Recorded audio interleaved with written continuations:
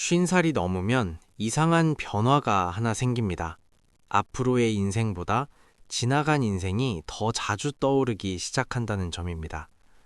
젊을 때는 내일을 생각하며 살았는데 어느 순간부터는 어제와 그제, 그리고 이미 끝난 수십 년 전의 장면들이 자꾸만 마음속에 돌아옵니다.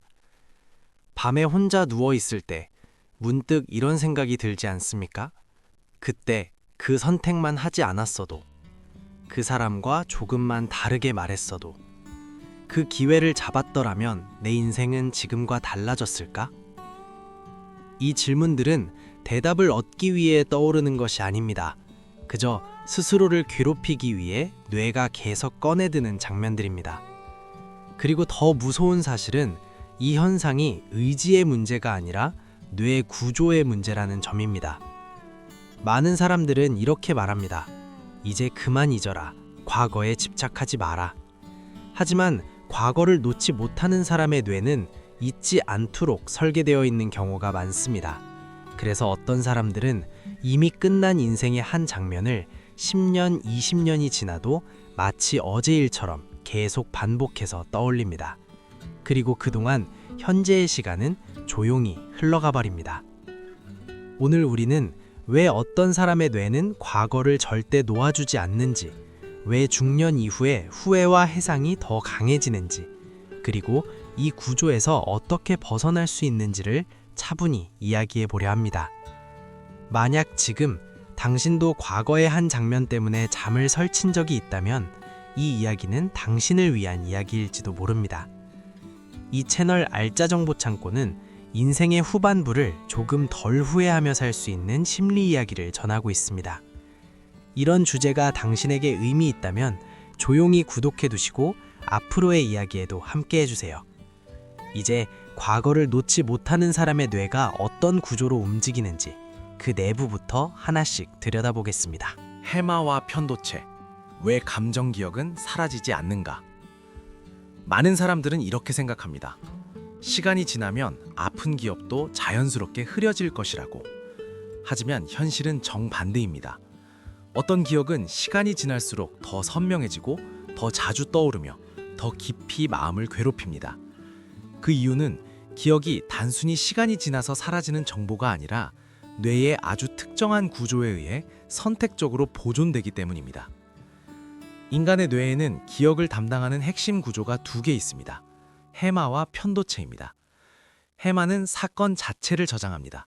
언제, 어디서, 누구와 무슨 일이 있었는지를 기록하는 역할을 합니다. 반면 편도체는 그 사건에 붙어있는 감정을 저장합니다. 두려움, 수치, 분노, 슬픔, 후회 같은 감정입니다. 문제는 이 두 구조가 완전히 독립적으로 작동하지 않는다는 점입니다. 어떤 사건에 강한 감정이 붙어 있을수록 편도체는 해마에게 이렇게 신호를 보냅니다. 이 기억은 중요하다. 절대 지우지 말아라. 그리고 이 신호가 반복되면 그 기억은 일반적인 기억보다 훨씬 더 깊이, 훨씬 더 오래 저장됩니다. 그래서 우리가 평생 동안 가장 많이 떠올리는 기억들은 즐거운 순간이 아니라 후회했던 선택, 부끄러웠던 장면, 상처받았던 관계, 실패했던 순간들입니다. 뇌는 우리를 괴롭히기 위해서가 아니라 같은 실수를 반복하지 않게 하기 위해 위험했던 기억을 우선적으로 보존하도록 설계되어 있기 때문입니다. 여기서 중년 이후에 나타나는 중요한 변화가 하나 있습니다. 나이가 들수록 새로운 기억을 저장하는 해마의 기능은 점점 약해지고 반대로 오래된 감정 기억을 반복 재생하는 편도체의 반응성은 상대적으로 더 강해지는 경향이 있습니다. 이 때문에 젊을 때보다 현재의 일은 잘 기억나지 않는데 수십 년 전의 후회는 오히려 더 생생하게 떠오르는 현상이 나타납니다. 또 하나 중요한 사실은 뇌는 기억을 한 번 저장하고 끝내는 기관이 아니라는 점입니다. 우리는 어떤 기억을 떠올릴 때마다 그 기억을 다시 저장합니다. 그리고 이 과정에서 기억은 조금씩 변형됩니다. 특히 감정이 강한 기억일수록 원래 있었던 사실보다 내가 그때 느꼈던 감정이 점점 더 크게 부풀려져 저장됩니다. 그래서 시간이 지날수록 실제 사건보다 후회와 자책이 더 강해지는 경우가 많습니다. 중년 이후에 과거에 집착하게 되는 또 하나의 이유는 삶의 방향과도 깊이 연결되어 있습니다. 젊을 때는 뇌가 자연스럽게 미래에 더 집중합니다. 해야 할 일, 이루고 싶은 목표, 만들어야 할 인생이 많기 때문입니다. 하지만 중년 이후에는 미래보다 과거의 비중이 점점 커집니다. 인생의 중요한 선택들이 이미 대부분 끝났고 더 이상 크게 바꿀 수 없는 영역이 늘어나기 때문입니다. 이때 뇌는 남은 인생을 평가하기 위해 과거를 더 자주, 더 깊이 꺼내기 시작합니다. 그리고 바로 이 지점에서 위험한 회로가 만들어집니다. 편도체는 후회와 상실의 감정을 계속 자극하고 해마는 그 기억을 반복해서 재생하며 전두엽은 그 기억을 논리적으로 해석하려 했으며 왜 그때 그렇게 했을까라는 질문을 끝없이 만들어냅니다. 이 회로가 고착되면 사람의 뇌는 현재를 살기보다 과거를 분석하는 데 대부분의 에너지를 쓰게 됩니다. 이때 사람들은 흔히 이렇게 착각합니다. 내가 의지가 약해서 그렇다. 내가 긍정적으로 생각하지 못해서 그렇다. 하지만 이것은 의지의 문제가 아니라 이미 형성된 뇌 회로의 문제입니다. 뇌는 한 번 자주 사용한 회로를 쉽게 버리지 않습니다. 오히려 사용할수록 더 강하게 굳어집니다. 그래서 과거를 자주 떠올릴수록 과거를 더 잘 떠올리는 뇌로 점점 변해갑니다. 그리고 여기서 아주 중요한 결론이 하나 나옵니다. 과거를 놓지 못하는 것은 성격의 결함이 아니라 뇌가 너무 오래 한 방향으로만 사용된 결과라는 점입니다. 이 구조를 이해하지 못하면 사람은 평생 동안 자기 자신을 탓하며 살아가게 됩니다. 나는 왜 이렇게 집착할까? 나는 왜 이렇게 미련할까? 하지만 실제로는 뇌가 그렇게 학습되어 왔을 뿐입니다. 다음 부분에서는 이 구조 위에서 중년의 사람들이 가장 많이 집착하게 되는 기억의 유형이 무엇인지, 어떤 과거가 가장 오래 사람을 붙잡는지, 그리고 왜 어떤 기억은 평생을 따라다니는지를 구체적으로 살펴보겠습니다. 중년 이후 사람을 가장 오래 붙잡는 기억들. 중년 이후 사람들이 가장 자주 떠올리는 기억에는 놀라운 공통점이 있습니다. 그것은 행복했던 순간보다 잘못된 선택, 놓쳐버린 기회, 지키지 못한 관계가 훨씬 더 오래 남는다는 점입니다. 왜냐하면 뇌는 이미 얻은 것보다 잃어버린 것을 훨씬 더 중요하게 저장하도록 설계되어 있기 때문입니다. 가장 먼저 떠오르는 기억은 직업과 일에 관한 후회입니다. 그때 회사를 옮겼더라면 어땠을까? 안정 대신 내가 정말 하고 싶은 일을 선택했더라면? 용기 내서 도전했더라면 지금의 나는 달라졌을까? 중년이 되면 인생의 직업 경로는 거의 고정됩니다. 더 이상 크게 바꾸기 어려운 나이가 되면 뇌는 과거의 갈림길들을 반복해서 꺼내기 시작합니다. 그리고 이때 사람은 현재의 삶이 아니라 선택하지 않은 인생을 계속해서 상상하게 됩니다. 두 번째로 사람을 가장 괴롭히는 기억은 부부관계와 사랑에 관한 기억입니다. 결혼하지 않았던 사람은 그때 그 사람과 결혼했더라면, 결혼한 사람은 그때 다른 선택을 했더라면 이 기억들의 공통점은 이미 되돌릴 수 없는 관계라는 점입니다. 이별, 이혼, 오래된 갈등, 말하지 못한 진심. 이런 기억들은 시간이 지나도 자연스럽게 사라지지 않습니다. 오히려 나이가 들수록 그때 하지 못한 말들이 더 선명하게 떠오르는 경우가 많습니다. 세 번째로 가장 깊이 남는 기억은 자녀에 관한 후회입니다. 그때 좀 더 잘해줄 걸. 그때 그렇게 화내지 말았어야 했는데. 그 선택이 아이 인생을 바꿔버린 건 아닐까? 부모가 된 사람의 뇌는 자녀와 관련된 기억에 특히 강하게 반응합니다. 왜냐하면 이 영역은 사랑과 책임과 죄책감이 동시에 얽혀있는 가장 복잡한 감정 구조이기 때문입니다. 그래서 중년 이후 많은 부모들은 이미 성인이 된 자녀를 보며 과거의 한 장면 때문에 혼자서 오랫동안 자신을 탓하게 됩니다. 네 번째로 사람을 붙잡는 기억은 놓쳐버린 결정적 기회입니다. 사업, 투자, 유학, 이직, 창업. 그때 그 제안을 받아들였더라면, 그때 겁내지 않았더라면 이 기억들은 특히 현재의 삶이 만족스럽지 않을수록 더 강해집니다. 현재가 힘들수록 뇌는 과거의 한 선택을 인생 전체를 바꿀 수 있었던 결정적 순간으로 과장해서 재구성합니다. 그리고 이 과정에서 사람은 점점 더 현재를 평가절하하고 과거를 과대평가하게 됩니다. 여기서 중요한 심리 현상이 하나 있습니다. 사람의 뇌는 실패한 선택은 자신의 잘못으로 기억하고 성공한 선택은 운이나 상황 덕분으로 기억하는 경향이 있습니다. 그래서 중년 이후의 회상은 균형 잡힌 평가가 아니라 자기 비난 중심의 왜곡된 기억으로 굳어지는 경우가 많습니다. 실제로는 최선을 다했던 순간도 시간이 지나면 그때 나는 너무 어리석었다 라는 하나의 문장으로 단순화되어 저장됩니다. 이렇게 반복해서 떠오르는 기억들의 가장 큰 특징은 하나의 공통된 질문으로 수렴된다는 점입니다. 그때 다른 선택을 했더라면 나는 지금보다 더 행복했을까? 이 질문은 거의 모든 중년의 머릿속에 등장합니다. 하지만 이 질문에는 절대 답이 나올 수 없습니다. 왜냐하면 그 인생은 이미 존재하지 않기 때문입니다. 그럼에도 불구하고 뇌는 이 질문을 멈추지 않습니다. 왜냐하면 뇌는 후회를 해결하려는 것이 아니라 위험을 다시 분석하려는 기계이기 때문입니다. 그리고 바로 이 지점에서 중년 이후의 가장 큰 함정이 시작됩니다. 사람은 점점 현재를 사는 것이 아니라 가상의 과거 인생을 평가하며 살게 됩니다. 지금의 하루보다 이미 지나간 하루가 더 중요해지고 지금의 선택보다 이미 끝난 선택이 더 큰 의미를 갖게 됩니다. 이때부터 사람은 현재의 인생을 제대로 살지 못한 채 과거 인생의 판결만을 반복하는 상태에 들어갑니다. 하지만 반드시 알아야 할 사실이 하나 있습니다. 우리가 후회하는 대부분의 선택들은 그 당시의 정보, 그 당시의 능력, 그 당시의 환경에서 내릴 수 있었던 최선의 선택이었다는 점입니다. 지금의 눈으로 과거를 재판하는 것은 공정한 평가가 아닙니다. 그때의 나는 지금의 내가 아니었고, 그때의 조건은 지금의 조건과 전혀 달랐습니다. 다음 부분에서는 왜 사람은 이렇게 스스로에게 가장 가혹한 판사가 되는지, 왜 중년 이후에 자기 비난이 더 심해지는지, 그리고 이 자기 비난의 구조가 어떻게 사람을 현재에서 완전히 떼어내는지를 뇌의 또 다른 회로를 통해 살펴보겠습니다. 현재에 살지만 과거에 머무는 비극. 과거를 놓지 못하는 사람의 가장 큰 비극은 고통스러운 기억 그 자체가 아닙니다.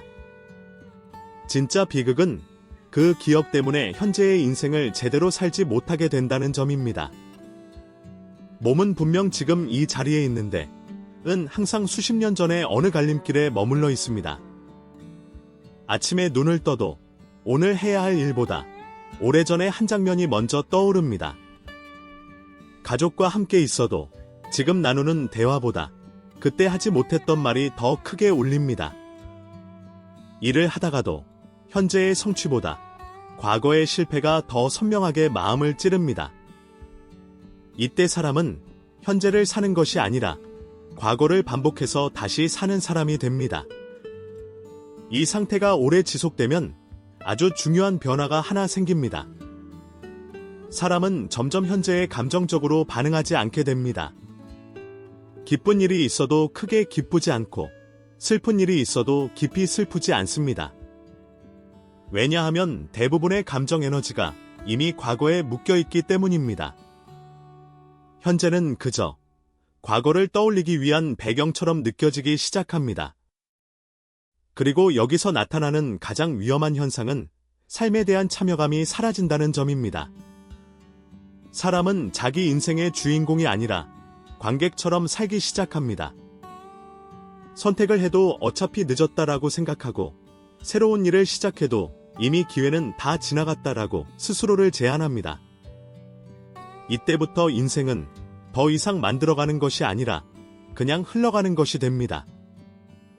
중년 이후에 많은 사람들이 느끼는 무기력은 체력의 문제가 아니라 바로 이 참여감의 상실에서 시작됩니다. 미래에 대한 기대가 줄어들고 새로운 목표를 세우는 일이 점점 어려워집니다. 왜냐하면 내가 이미 중요한 선택은 다 끝났다라고 결론을 내려버렸기 때문입니다. 이 결론이 고착되면 사람은 현재의 가능성을 거의 보지 못하게 됩니다. 또 하나 중요한 변화는 현재의 인간관계에도 깊은 영향을 준다는 점입니다. 배우자와의 갈등, 자녀와의 거리, 오래된 친구와의 어색함. 이런 관계 문제의 상당 부분은 지금의 문제가 아니라 과거의 한 장면을 현재의 사람에게 투사하면서 생깁니다. 예전의 실수, 예전의 상처, 예전의 후회를 지금 만나는 사람에게 계속 겹쳐보게 되는 것입니다. 이때 사람은 자주 이렇게 말합니다. 나는 원래 이런 사람이다. 하지만 실제로는 원래의 성격이 아니라 과거의 고정된 뇌의 상태가 현재의 태도를 만들어내고 있는 경우가 많습니다. 현재의 나를 결정하는 것이 지금의 선택이 아니라 수십 년 전의 기억이 되어버린 상태입니다. 여기서 중년 이후에 가장 큰 심리적 고립이 시작됩니다. 사람은 점점 자기 안에만 머물게 됩니다. 과거의 장면은 혼자서만 떠올릴 수 있고 그 후에는 누구와도 완전히 나눌 수 없습니다. 그래서 사람은 겉으로는 평범하게 살아가면서 속으로는 아주 오래된 대화를 혼자서 계속 반복합니다. 그때 왜 그랬을까? 그때 내가 조금만 달랐더라면? 이 고립이 깊어질수록 사람은 현재의 삶에 점점 덜 투자하게 됩니다. 새로운 사람을 만나는 일, 새로운 취미를 시작하는 일, 새로운 계획을 세우는 일 모두가 어딘가 허무하게 느껴집니다. 왜냐하면 마음속에서는 이미 내 인생의 핵심은 과거에 끝났다라는 결론이 내려져 있기 때문입니다. 그리고 이 지점에서 아주 잔인한 역설이 하나 만들어집니다. 과거를 붙잡고 있을수록 현재는 점점 더 비어가고 현재가 비어갈수록 사람은 더 강하게 과거에 집착하게 됩니다. 현재가 만족스럽지 않을수록 뇌는 더 자주 과거의 다른 인생을 상상하고 그 상상은 다시 현재를 더 공허하게 만듭니다. 이 악순환이 수년, 수십 년 동안 계속될 수 있습니다. 많은 중년의 사람들이 이렇게 말합니다. 나는 지금도 잘 살고 있다. 하지만 자세히 들여다보면 그 말 속에는 이런 문장이 숨어 있는 경우가 많습니다. 지금의 삶은 그냥 남은 시간을 버티는 삶이다. 이것이 바로 현재에 살지만 마음은 과거에 머무는 사람들의 가장 깊은 비극입니다. 하지만 여기서 반드시 기억해야 할 사실이 하나 있습니다. 과거에 머무는 뇌는 원래부터 그렇게 태어난 것이 아니라 오랫동안 그 방향으로만 사용된 결과라는 점입니다. 그리고 뇌는 사용된 방향으로는 굳어지지만 다른 방향으로도 다시 훈련될 수 있는 기관이라는 점입니다. 다음 부분에서는 왜 사람은 과거를 놓으려고 할수록 오히려 더 강하게 붙잡게 되는지, 왜 잊어야지라는 결심이 오히려 역효과를 내는지, 그리고 이 함정에서 벗어나기 위해 반드시 이해해야 할 뇌의 또 다른 원리를 살펴보겠습니다. 왜 잊으려고 할수록 오히려 더 선명해지는가? 많은 사람들은 이렇게 믿습니다. 과거를 놓기 위해서는 그 기억을 더 이상 떠올리지 않으면 된다고. 생각하지 말자. 이제 정말 잊어버리자. 하지만 아이러니컬하게도 바로 이 노력 때문에 사람은 과거를 더 자주, 더 선명하게 떠올리게 됩니다. 이것은 의지의 실패가 아니라 뇌의 작동 원리 때문입니다. 심리학에는 아주 유명한 실험이 하나 있습니다. 흰곰을 생각하지 마라 실험입니다. 참가자들에게 단순히 이렇게 말합니다. 지금부터 흰곰을 절대 떠올리지 마세요. 그리고 결과는 거의 항상 같습니다. 사람들은 그 순간부터 흰곰만 계속 떠올리게 됩니다. 왜냐하면 뇌는 어떤 생각을 억제하려 할 때 그 생각이 떠올랐는지를 계속 감시해야 하기 때문입니다. 이 감시 과정 자체가 오히려 그 생각을 더 자주 활성화합니다. 과거의 기억도 정확히 같은 방식으로 작동합니다. 그 일을 생각하지 말자라고 결심하는 순간 뇌는 계속해서 이렇게 질문합니다. 지금 그 일을 생각하고 있지 않은가? 이 질문을 반복하는 동안 그 기억은 오히려 더 자주, 더 쉽게 활성화됩니다. 이것을 심리학에서는 역설적 사고 효과라고 부릅니다.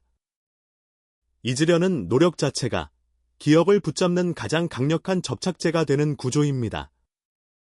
여기서 중년 이후에 이 현상이 더 강해지는 중요한 이유가 하나 있습니다. 나이가 들수록 뇌의 억제 기능을 담당하는 전두엽의 조절 능력은 점점 약해지고 반대로 감정 기억을 담당하는 편도체의 반응성은 상대적으로 더 유지되는 경향이 있습니다. 이 때문에 젊을 때보다 생각을 통제하기가 더 어려워지고 한번 떠오른 기억을 멈추기가 점점 힘들어집니다. 또 하나 중요한 사실은 우리가 잊으려고 애쓰는 기억들은 대부분 아직 감정적으로 해결되지 않은 기억이라는 점입니다. 단순한 정보라면 뇌는 비교적 쉽게 흘려보냅니다. 하지만 후회, 죄책감, 미련, 상실 같은 감정이 남아있는 기억은 뇌의 입장에서 아직 끝나지 않은 사건입니다. 뇌는 이 기억을 계속 반복해서 꺼내며 아직 해결되지 않았다라는 신호를 보내고 있는 것입니다. 그래서 많은 사람들이 기억 자체보다 그 기억에 붙어있는 감정을 더 놓지 못합니다. 사건은 이미 끝났지만 그때 느꼈던 분노, 슬픔, 수치, 아쉬움은 아직 마음속에서 처리되지 않은 채 남아 있습니다. 이 상태에서 잊자라고 말하는 것은 상처를 치료하지 않고 그냥 덮어두겠다고 말하는 것과 비슷합니다.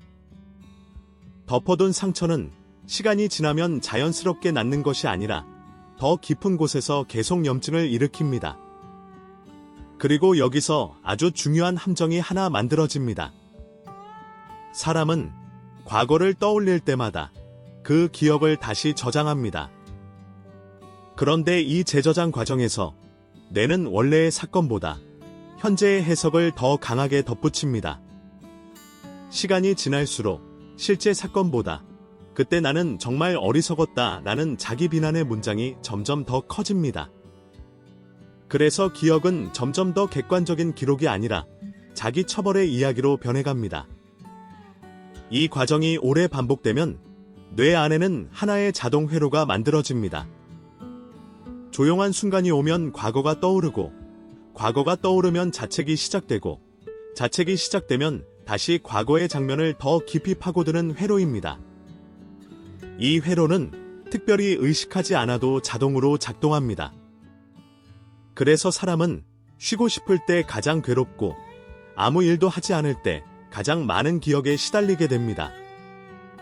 여기서 많은 사람들이 또 하나의 착각을 합니다.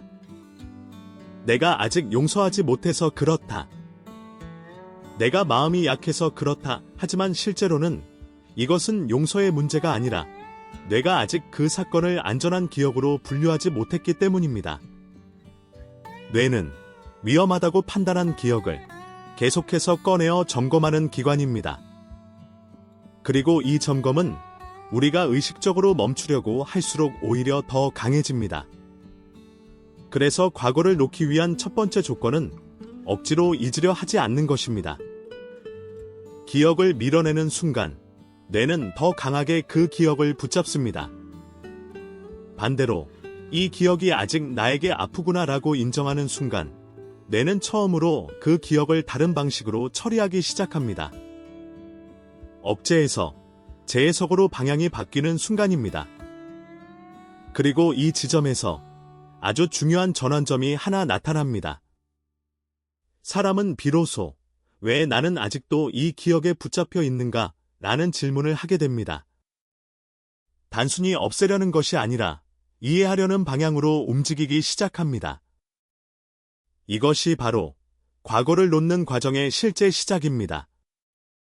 다음 마지막 부분에서는 이 구조를 이해한 뒤 중년 이후의 사람들이 실제로 어떻게 이 뇌 회로를 조금씩 바꾸기 시작할 수 있는지, 과거의 기억을 없애는 것이 아니라 과거와 함께 살아가는 방식을 어떻게 바꿀 수 있는지를 아주 현실적인 방법으로 정리해 보겠습니다. 과거를 놓도록 뇌를 다시 훈련하는 길. 과거를 놓는다는 말은 많은 사람들에게 아주 잔인하게 들립니다. 마치 지금까지의 고통과 후회를 모두 부정하라는 말처럼 느껴지기 때문입니다. 하지만 중요한 사실이 하나 있습니다.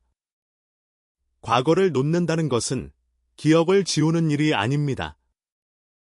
그 기억이 지금의 나를 더 이상 지배하지 못하게 만드는 일입니다. 먼저 반드시 이해해야 할 것은 뇌는 고정된 기관이 아니라 평생 동안 계속 바뀌는 기관이라는 점입니다. 이것을 신경가소성이라고 부릅니다. 우리가 오랫동안 한 방향으로만 생각하면 뇌는 그 방향으로 굳어집니다. 하지만 반대로 새로운 방향으로 반복해서 생각하면 뇌는 다시 그 방향으로 회로를 만들기 시작합니다. 과거에 갇힌 뇌도 훈련을 통해 조금씩 다른 길을 배울 수 있습니다. 여기서 가장 중요한 첫 번째 단계는 기억과 싸우는 것을 멈추는 일입니다. 떠오르는 기억을 억지로 밀어내지 말고, 또 이 기억이구나 라고 조용히 알아차리는 연습입니다. 이것은 체념이 아니라 뇌의 자동 회로를 끊는 가장 효과적인 방법입니다. 기억을 없애려 할수록 회로는 강화되고, 기억을 그냥 인식할수록 회로는 서서히 힘을 잃습니다. 두 번째 단계는 기억을 해석하는 방식을 바꾸는 일입니다. 대부분의 사람들은 과거를 떠올릴 때 항상 같은 문장을 반복합니다. 그때 나는 어리석었다. 그때 나는 잘못했다. 하지만 이 문장은 지금의 시선으로 과거의 나를 심판하는 문장입니다. 대신 이렇게 말해보는 연습이 필요합니다. 그때의 나는 그때의 정보와 능력으로 최선을 다했다. 이 한 문장은 뇌에게 아주 중요한 신호를 보냅니다. 이 사건은 더 이상 위험하지 않다. 세 번째 단계는 과거가 아니라 현재의 에너지를 쓰는 습관을 다시 만드는 일입니다. 아주 작은 것부터 시작해야 합니다. 매일 같은 시간에 산책을 하는 것, 새로운 취미를 하나 시작하는 것, 하루에 한 번, 오늘 있었던 일 중 괜찮았던 장면 하나를 기록하는 것, 이런 행동들은 단순한 생활 습관이 아니라 뇌에게 지금도 중요하다 라는 메시지를 반복해서 보내는 훈련입니다. 현재가 조금씩 의미를 되찾을수록 과거의 힘은 자연스럽게 약해집니다. 네 번째로 중요한 것은 과거를 바꾸려 하지 않고 과거의 의미를 바꾸려는 태도입니다. 우리는 이미 선택하지 않은 인생을 살 수 없습니다. 하지만 그 선택이 만든 지금의 나를 어떻게 바라볼지는 여전히 선택할 수 있습니다. 실패의 기억은 인생의 낙인이 될 수도 있고 인생의 교재가 될 수도 있습니다. 이 차이는 사건이 아니라 해석에서 만들어집니다. 그리고 여기서 중년 이후에 가장 중요한 전환점이 하나 있습니다. 더 이상 인생을 평가하는 시점을 과거에 두지 않는 것입니다. 많은 사람들은 이미 끝난 선택으로 평생을 평가합니다. 하지만 인생은 아직 끝나지 않았습니다. 남은 시간이 짧아질수록 과거보다 현재의 하루가 훨씬 더 중요해집니다. 지금 어떤 하루를 보내느냐가, 지금 어떤 관계를 만들고, 지금 어떤 마음으로 살아가느냐가 앞으로의 인생을 결정합니다. 마지막으로 꼭 전하고 싶은 말이 있습니다. 과거에 집착하는 사람은 약한 사람이 아닙니다. 너무 오래, 성실하게 자기 인생을 살려고 애썼던 사람일 뿐입니다. 후회가 많다는 것은 그만큼 진지하게 살았다는 증거이기도 합니다. 이제 필요한 것은 그 성실함을 과거가 아니라 남은 인생에 쓰는 일입니다. 이 채널 알짜 정보 창고는 인생의 전반부보다 오히려 인생의 후반부를 더 중요하게 생각합니다. 더 늦기 전에 덜 후회하며 살 수 있는 방법을 심리학으로 함께 고민하고 싶었습니다. 만약 이 이야기가 당신에게 작은 방향 하나라도 남겼다면 조용히 구독해 두시고 앞으로의 이야기에도 함께 해주세요. 그리고 마지막으로 이 말만은 꼭 기억해 주십시오. 과거를 놓는다는 것은 과거를 버리는 것이 아니라 이제부터의 인생을 다시 선택하는 일입니다.